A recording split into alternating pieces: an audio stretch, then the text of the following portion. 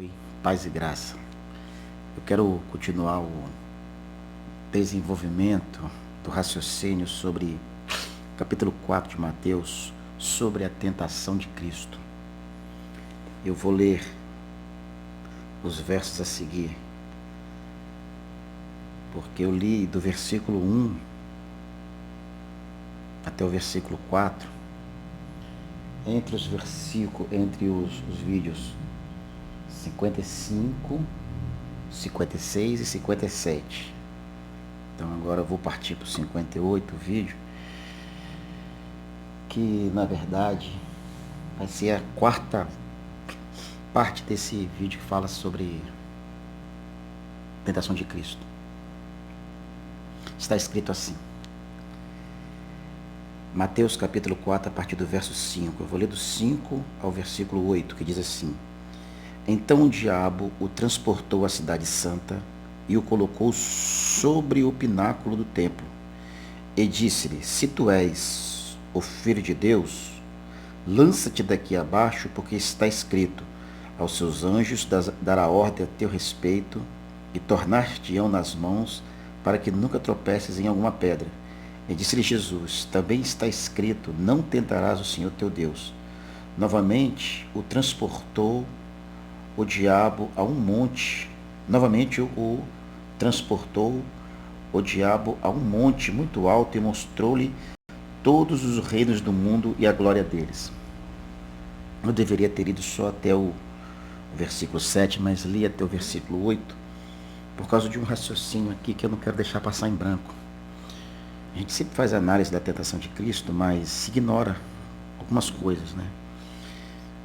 Por exemplo, no início do capítulo 4, no versículo 1, a palavra nos diz que Jesus foi conduzido pelo Espírito, que no caso é o Espírito Santo, ao deserto para ser tentado pelo diabo. Mas aqui nos versículos 5 e no versículo 8, mostra o adversário transportando Jesus de um lugar para o outro. Mostra o adversário transportando Jesus de uma região para outra. A capacidade de manipulação de coisas que estão ao redor. Exemplo, ou melhor dizendo, o que eu quero dizer é que nós não devemos subestimar o adversário. Não devemos subestimar o adversário. Existe um jargão popular que a gente usa muito, principalmente no meio pentecostal, sobre pisar na cabeça do diabo. Mas as coisas não são exatamente nessas prerrogativas, porque o que mais a Bíblia nos chama a atenção é para nós vivermos em vigilância. Pedro, ele dá a dica que o adversário anda em derredor, bramindo como um leão. O que é derredor? Derredor é ao redor do redor, porque também é um texto, ou pelo menos um salmo, que diz que o anjo do Senhor acampa ao redor do que os temem e os livra do mal. Então, na nossa concepção, ao nosso redor tem um anjo e ao derredor de nós, ao adversário. E ele tem poder. Tem poder. Ele não tem poder como o nosso Senhor, mas ele tem poder de manipular as coisas. E a gente tem que ser muito vigilante para não sermos manipulados pelo adversário, para não cairmos na sua manipulação. A palavra do Senhor diz que estamos guardados em Cristo e o maligno não pode tocar. Não pode tocar no cristão, no caso, né? Aí o que você entende disso? O que nós entendemos disso? Tem gente que pensa que o diabo não tem poder de fazer mal a quem é crente. Que se você for fiel, o adversário não tem poder. Mas a gente vê ao longo da história quantas pessoas foram mortas. Quantas pessoas foram grandes representantes do reino de Deus. Eles foram assassinados exatamente por causa da sua fidelidade a Deus. Então sim, o adversário tem poder, sim. E pode usar pessoas para matar homens fiéis a Deus, sim. Inclusive, a demonstração de Jesus é o seguinte: não temeis aqueles que matam o corpo, mas não podem matar a alma. Antes temei aquele que tanto pode matar o corpo quanto lançar a alma no inferno. Então, Deus, ele tem poder de nos matar e nos condenar. O diabo tem poder de nos matar, mas ele não tem como apagar o nosso nome escrito no livro da vida. Então, esse acesso que ele não tem, significa muito mais do que simplesmente ter alguma vida próspera, com saúde. Está relacionado à nossa relação com Deus.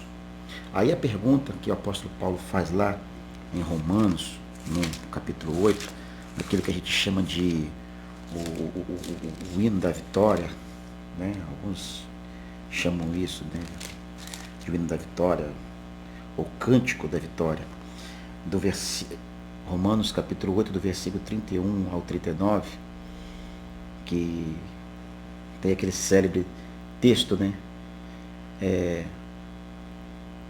Quem nos separará do amor de Deus? Versículo 35. A tribulação, a angústia, a perseguição, a fome, a nudez, o perigo, a espada. Como está escrito, por amor de ti, somos entregues à morte todo dia. Fomos reputados como ovelhas para o matadouro, mas em todas essas coisas somos mais do que vencedores por aquele que nos amou.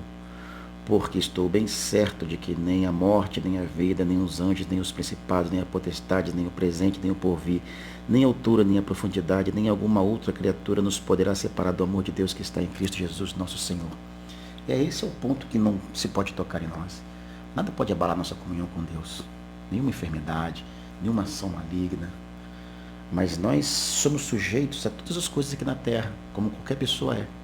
E podemos perder a nossa vida e vamos morrer como qualquer pessoa, né, vai morrer. Eu não sei se Jesus rebate a igreja agora. Quem está vivo, os mortos ressuscitam primeiro, quem está vivo sobe ao encontro do Senhor com o corpo transformado. Mas no contexto, se ele não voltar agora, se ele voltar daqui a 10 mil anos, ou daqui a 1000 anos, a gente vai morrer. Essa é a coisa mais certa que se tem. Todavia, a morte não nos separa do Senhor. Nós ainda estamos ligados por Ele, pelo sacrifício de Cristo na cruz do Calvário. Temos nosso nome escrito no livro da vida e nada pode apagar isso. Então esse acesso o adversário não tem. A gente pode fazer um regresso de meditação em Jó. Deus deu poder, deu autoridade ao adversário, permissão para ele tocar em tudo de Jó. Mas ele disse, na alma dele você não toca. Na vida dele você não toca.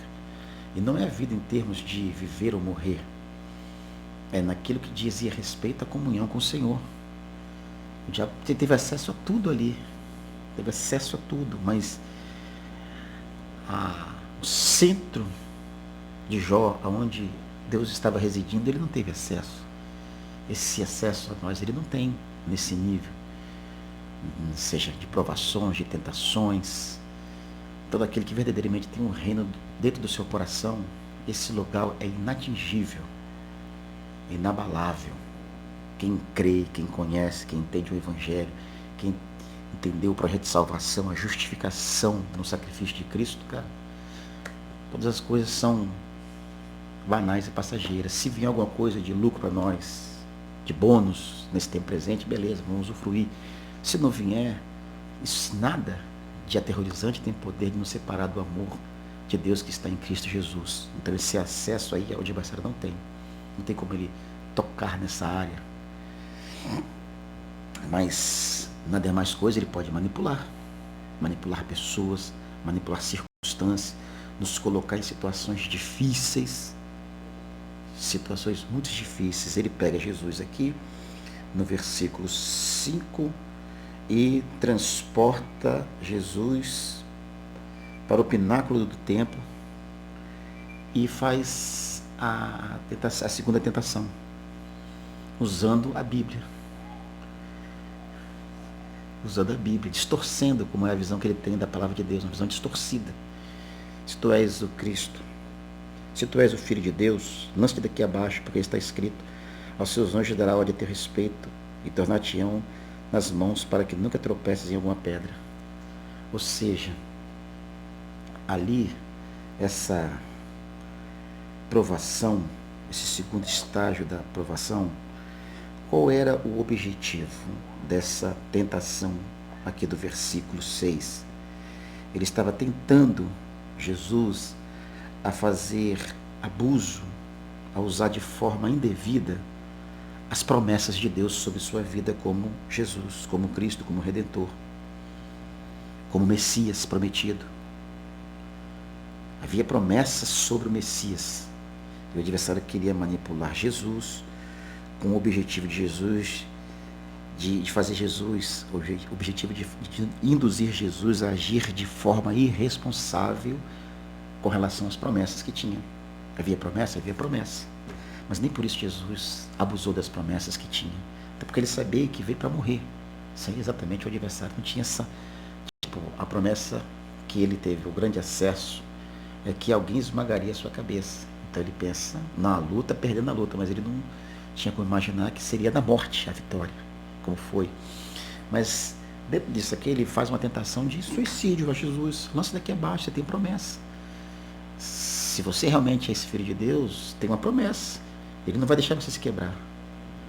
Aqui a lição para nós, dentro da resposta de Jesus, do versículo 7, que ele diz, também está escrito, não tentarás o Senhor teu Deus. Tinha promessa? Tinha. Mas nem por isso Jesus tinha que abusar dessas promessas. Tinha que usar as promessas de forma indevida, como é o caso de nós cristãos seguidores de Jesus. Existe um monte de pessoas que seguem a Jesus ou dizem seguir a Jesus, mas que abusam da promessa que tem sobre a vida da igreja. E ele, como igreja, não se submete ao senhorio do Senhor, desafiando regras em nome dessa grande promessa que ele tem sobre a sua vida, de colocar a vida em risco, de desafiar a sociedade, desafiar as pessoas, ou às vezes até desafiar a Deus, se afastando do evangelho. Há um jargão popular baseado em algum cântico que diz que quem tem promessa não morre. E aí quantas pessoas hoje estão afastadas da igreja com esse pensamento de que ele não vai morrer enquanto não se cumprir a promessa, então em certo momento Deus vai trazê-lo de volta para ele, né, cumprir essas promessas que ele tem na sua vida. E quantas pessoas já desceram a sepultura sem retornar para a presença do Pai por abusarem dessa promessa. O que é pior ainda, até aquele que está dentro da casa também, que vive com a falta de comunhão com o Senhor, usando exatamente a promessa. É incrível isso, né? Alguém usa a promessa de Deus sobre a sua vida para viver de maneira desonrosa em relação. É exatamente por cair nessa sedução do adversário. Você é um filho de Deus, você pode fazer o que você quiser, você pode ir onde você quiser, você pode agir da forma que você quiser.